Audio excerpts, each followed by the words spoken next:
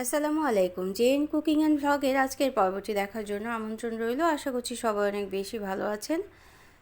Chicken ভুনা করব, অর্থাৎ মুরগির মাংস রান্না করব, তবে একটু অন্যরকমভাবে, স্পেশালি ভাত এবং পরোটার সাথে বা পোলাওয়ের সাথে খেতে কিন্তু অনেকই ভালো লাগবে, খিচুড়ির সাথেও খেতে ভালো লাগবে। এভাবে করে যদি চিকেন ভুনাটা করেন, তো রেসিপিগুলি ভালো লাগলে লাইক, কমেন্ট এবং শেয়ার করে নিতে পারেন ফ্রেন্ডস অ্যান্ড ফ্যামিলির সাথে। চ্যানেলটিকে সাবস্ক্রাইব করে সাথে থাকতে পারেন। তো প্রথমে আমরা আলু ভেজে নেব। যে আলুটা দেব, তো কড়াইতে তেল দিয়ে আমি দুটো আলু নিয়েছি, একটু বড় সাইজের টুকরো করে কেটে নিয়েছি। সামান্য লবণ দিয়ে 8 থেকে 10 মিনিট সময় নিয়ে নেড়ে নেড়ে ভেজে নিতে হবে। ভেজে উপরের আবরণটা যখন একটু শক্ত হয়ে আসবে এবং লালচে হয়ে আসবে, তখন আমরা আলু ভাজাটা করে নেব। প্রতিদিন একই ধরনের চিকেন ভুনা খেতে যদি ভালো না লাগে, তাহলে এভাবে করে নিতেই পারেন। তো যেই তেলটা থাকবে, সেই তেলের মধ্যে 4-5টা এলাচ, দারচিনি, লবঙ্গ, তেজপাতা এবং আধা চা চামচ আস্ত জিরে দিয়ে দিলাম। কিছু সময় নেড়ে নেব, খুব সুন্দর একটা ঘ্রাণ বের হবে। তারপর আমরা পেঁয়াজ কুচি দিয়ে দেব। এখানে 3টা বড় সাইজের পেঁয়াজ ভালোভাবে কুচি করে নিয়েছি।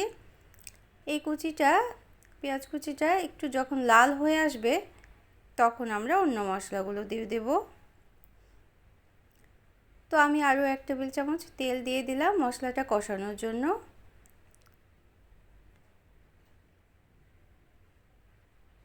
আদা রসুনের পেস্ট দিলাম 1.5 টেবিল চামচের মতো। 1 টেবিল চামচ আদা আর আধা টেবিল চামচ রসুন। আর এখানে 1 টেবিল চামচ পরিমাণ কাঁচামরিচ পেস্ট দিয়ে দিলাম, অর্থাৎ কাঁচামরিচটা মিক্সার জারে আমি পেস্ট করে সেটা দিয়ে দিলাম। এই কাঁচামরিচের পেস্টটা কিন্তু অবশ্যই দেওয়ার চেষ্টা করবেন। কাঁচামরিচের যে ঘ্রাণটা, সেটা বের হয়ে আসবে এভাবে পেস্ট করে দিলে। তো রেসিপিগুলি ভালো লাগলে লাইক, কমেন্ট এবং শেয়ার করে নিতে পারেন। তো জিরে বাটা দিলাম 1 চা চামচ। যারা নতুন ভিজিট করছেন চ্যানেলটিকে, তারা চাইলে চ্যানেলটিকে সাবস্ক্রাইব করে বেল বাটনটাকে প্রেস করে অল অপশনটা সিলেক্ট করে সাথে থাকতে পারেন। আধা কাপ পানি দিয়ে মশলাটা খুব ভালোভাবে কষিয়ে নিতে হবে। মশলাটা কষানোর কাজটা কিন্তু খুবই জরুরি এই চিকেন ভুনা করার জন্য। তো শুকনো মশলা যেসব আছে সেগুলো দিয়ে দিলাম। 1 চা চামচ জিরে, 1 চা চামচ ধনে গুঁড়ো, 1 চা চামচ হলুদের গুঁড়ো এবং 1 টেবিল চামচ দিয়ে দিলাম শুকনো মরিচের গুঁড়ো। তারপর আবার কিছু পানি দিয়ে আমি মশলাটা আরও কষিয়ে নিয়েছি এবং চিকেনটাও দিয়ে দিলাম। এখানে 1.5টা চিকেন নিয়েছি। 1.5টা চিকেনের মাংসের অংশগুলো আমি হাড়ও কিছু নিয়েছি এবং কিছু মাংস নিয়েছি, নিয়ে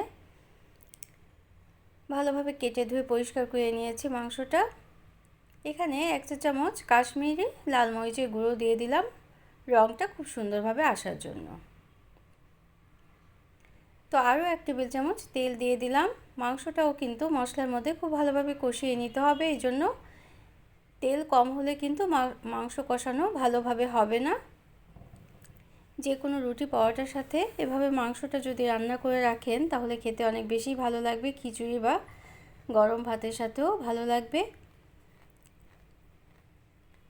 তো আজকের রেসিপিটা একদম শেষ পর্যন্ত থাকবেন। চিকেন ভুনাটা এভাবে করে নিলে একটু স্পেশাল হয়, একটু অন্যরকম হয়, খেতে দুর্দান্ত স্বাদের হয়। প্রায় 10 থেকে 12 মিনিট সময় নিয়ে আমি চিকেনটা মশলার মধ্যে কষিয়ে নিয়েছি। তো আমি আজকে খুব কম ঝোল রাখবো, এজন্য আমি 1.5 কাপ পরিমাণ পানি দিয়ে দেব। যদি আপনারা আর একটু বেশি ঝোল রাখতে চান, তাহলে কিন্তু পানির পরিমাণটা একটু বেশি দিয়ে দিবেন। এখানে 1 টেবিল চামচ পরিমাণ লবণ দিয়ে দিলাম। লবণটা যদি আগে দেন, তাহলে কিন্তু মাংসটা নরম হয়ে যায়, কষানোটা ঠিকভাবে হয় না। এজন্য আমি পানি দেওয়ার ঠিক আগ মুহূর্তে লবণটা দিয়ে দিলাম এবং পানি দিয়ে আমি ঢেকে রেখে দেব প্রায় 20 মিনিটের মতো। এখন আধা কাপ পরিমাণ দুধ নিয়ে নিলাম। এই দুধের মধ্যে আমি প্রায় 10 থেকে 12টা কাজু বাদাম নিয়ে নিলাম। এই কাজু বাদামের পেস্টটা যদি দেন, তাহলেই কিন্তু স্পেশাল যে চিকেন ভুনার স্বাদ সেটা পেয়ে যাবেন। তো আমি মিক্সার জারে পেস্ট করে আমি এখন এটা দিয়ে দেব।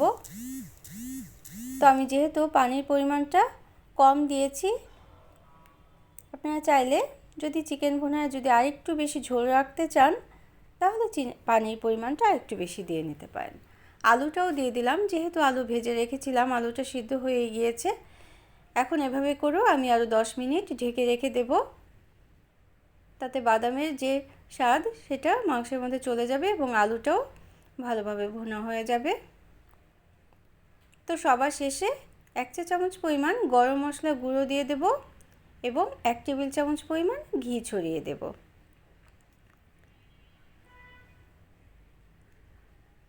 তো বাদাম বাটা এবং আলুটা দেওয়ার পর আমি ঢেকে রেখেছিলাম 10 মিনিট। যেহেতু আমি চিকেন ভুনা একেবারেই শুকনো শুকনোই করব, এজন্য কিন্তু আর পানি দেইনি। আপনারা চাইলে আর একটু পানি দিতে পারেন যদি ঝোলটা বেশি রাখতে চান।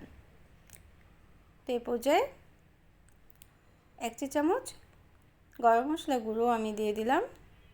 এখন আমরা পরিবেশন করে নেব। তো রেসিপিটি কেমন লাগলো অবশ্যই জানাবেন। নিত্য নতুন এরকম আরও রেসিপি পাওয়ার জন্য চ্যানেলটাকে সাবস্ক্রাইব করে বেল বাটনটা প্রেস করে অল অপশন সিলেক্ট করে সাথে থাকতে পারেন। যারা সাথে আছেন তাদের জন্য রইল অসংখ্য অসংখ্য ধন্যবাদ। সবাই অনেক বেশি ভালো থাকবেন। আমরা সবাই সবার জন্য দোয়া করব যেন ভালো থাকতে পারি। Thanks for watching. আল্লাহ হাফেজ।